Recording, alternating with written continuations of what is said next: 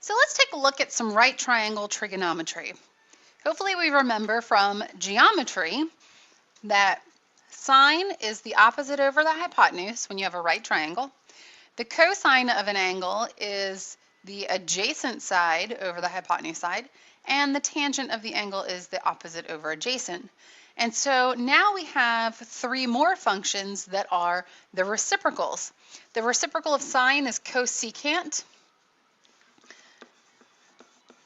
and so that is hypotenuse over opposite. The reciprocal of cosine is secant, so that's the hypotenuse over the adjacent side. And the reciprocal of tangent is cotangent.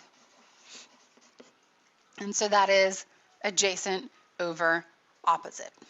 Okay, so let's keep those in mind as we are completing example number 1. All right, so example number 1, a biologist wants to know the width W of a river in order to properly set instruments for studying the pollutants in the water. From point A, the biologist walks downstream 70 feet and sights to point C. From this sighting, it is determined that theta equals 54 degrees. How wide is the river? So let's draw our picture here. So we've got our river here. Okay, and so this width across is what we're going to call W. And so if the biologist is at the bottom of this vertical line and walks 70 feet downstream, 70 feet from point A, and then looks back at point C, then we know that that angle is 54 degrees. So that angle right there is 54 degrees. So here we have our angle is 54 degrees. We have the side that is adjacent to it is 70 feet. We're trying to find the side that is opposite, and our right triangle or right angle would be right there. So we have the adjacent, and we're looking for the opposite. So we want to think about which of the trig functions uses the opposite and the adjacent. And so we know it's not going to be sine or cosine. It's going to be tangent of theta equals the opposite over the adjacent. And so we plug in our angle measure, which is 54 degrees, equals the opposite side, which is W, we don't know what that is, over 70. And so then to get W by itself, we're going to take 70 and multiply that by the tangent of 54 degrees. I would always write that 70 in front of my tangent, because if you accidentally write it behind the 54, your calculator may take the tangent of 54 times 70, which would not give you the same answer. Okay, so then make sure your calculator is in degree mode and just plug it in.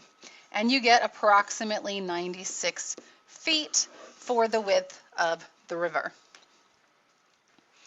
All right, now let's take a look at example number 2. A ramp that is 17.5 feet in length rises to a loading platform that is 3.5 feet off the ground.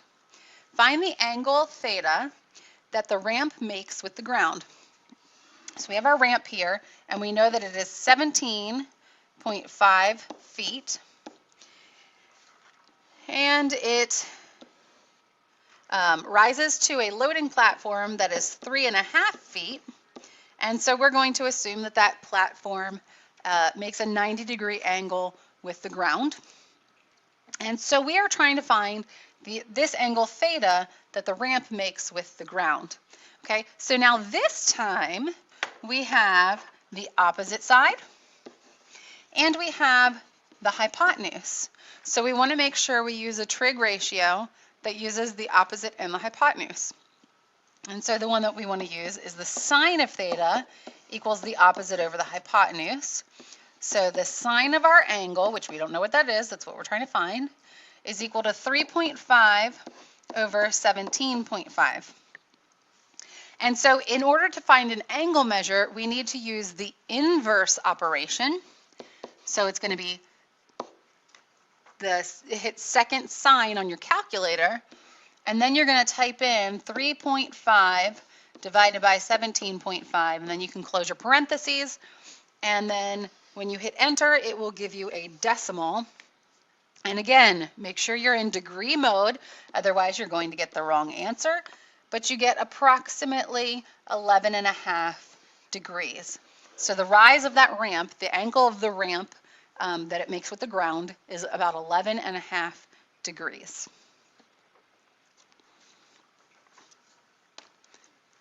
All right, so let's take a look at some fundamental trig identities, and these are going to be helpful in solving problems because we'll be able to replace certain ratios with other things.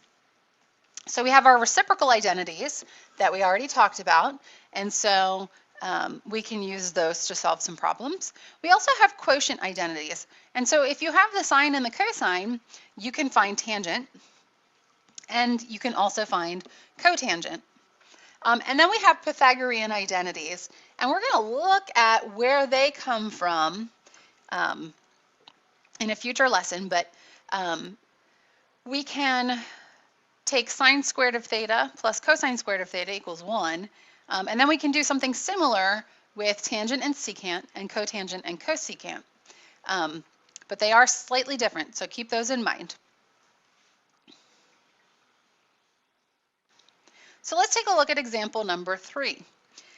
Let theta be an acute angle such that cosine of theta equals 0.96. Find the values of A, sine of theta, and B, tangent of theta, using trig identities. Okay, so when we look up at our identities, we want to try to find the sine value given cosine. So which of these identities has sine and cosine in the equation? The Pythagorean identity. So we're going to use sine squared theta plus cosine squared theta equals 1. Okay, and we know what cosine is, so we can plug that in. So it's going to be 0.96 quantity squared, because remember it's the cosine of theta being squared, not the cosine, because you don't square the function, you square the function of the value. Okay, and so then we can multiply that out, and we get 0.9216 equals 1, and so then we can subtract that 0.9216 from both sides, and we get sine squared theta equals 0.784. And then we take the square root of both sides, so the sine of theta equals 0.28. All right, now let's take a look at part B, where we want to find the tangent of theta. So now we have sine of theta and we have cosine of theta, and we want to find the tangent of theta. So if we look at our identities, which identity involves tangent, sine, and cosine? Our quotient identity. So tangent of theta is equal to sine of theta over cosine of theta. And since we've already found both of those, we can just plug them in. So the sine of theta was 0.28, and our cosine of theta was given to us in the original problem, so it's 0.96, and then when we just divide those, we get 0.2916 with a repeating bar. All right, let's take a look at example 4.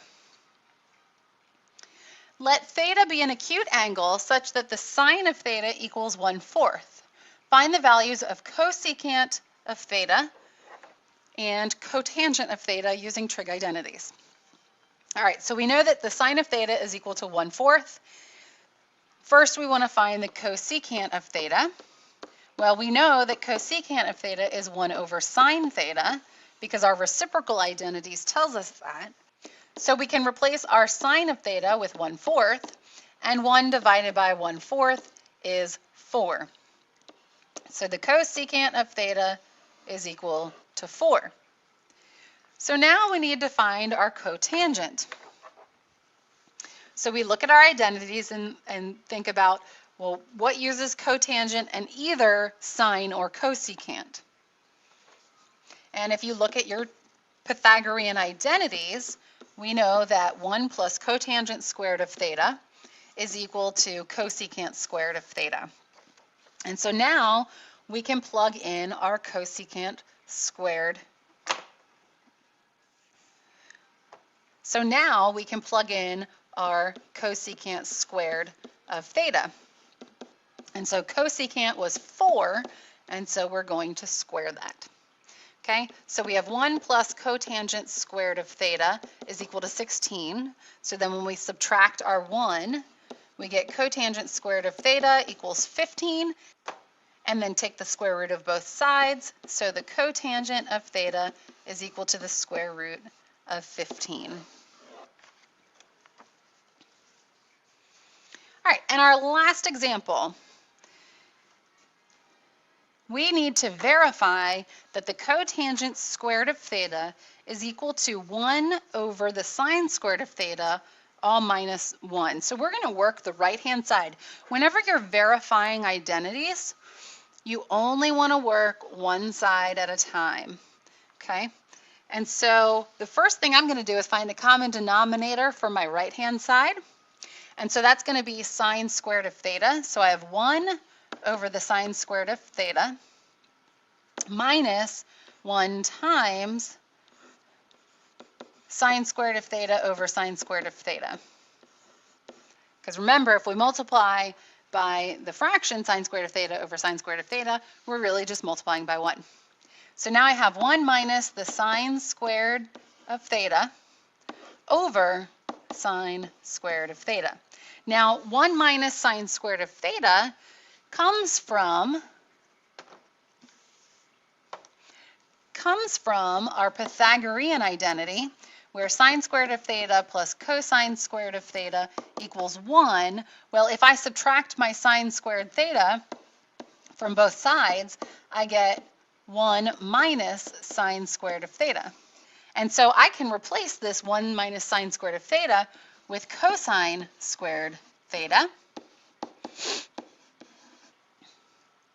And then that's the same thing as saying cosine of theta over sine of theta, quantity squared. And then we go back and look at, well, what is cosine over sine? That's one of our quotient identities. And so that's going to be cotangent of theta, quantity squared, which is the same thing as cotangent squared theta.